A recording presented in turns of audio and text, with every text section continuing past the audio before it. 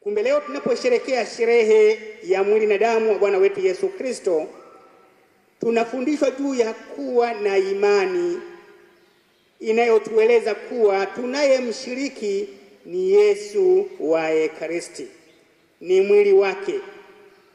Lakini huu mwili tunaoushiriki ni mwili gani hasa? Wataalamu hutueleza kwamba Yesu ana miili minne. Mwili wa kwanza ni ule aliozaliwa nao kutoka kwa mama Bikira Maria, akauchukua mwili, na huu ndio alioteswa nao.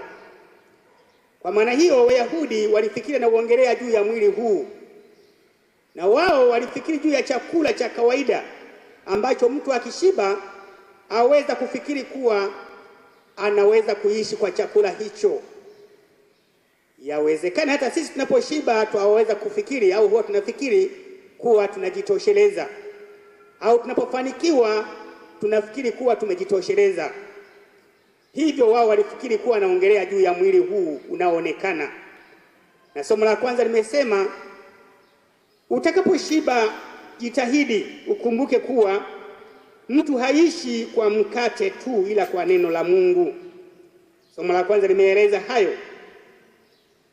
Mungu anataka kujulisha kuwa mwanadamu haishi kwa mkate tu, bali huishi kwa kila neno litokalo kwa Bwana.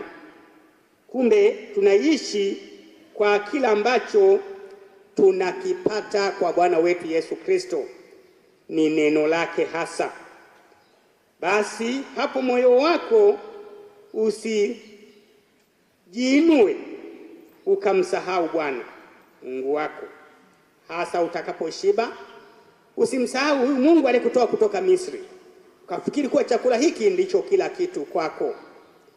Nasi tukijiuliza mawazo yetu yakoje tunapopata mafanikio, na hasa tunapomfikiria Yesu, hatumfikirii kwa maana ya kwamba nataka tupatie mwili wake huu unaoonekana. Kumbe hakumaanisha hivyo, alimaanisha mwili mwingine.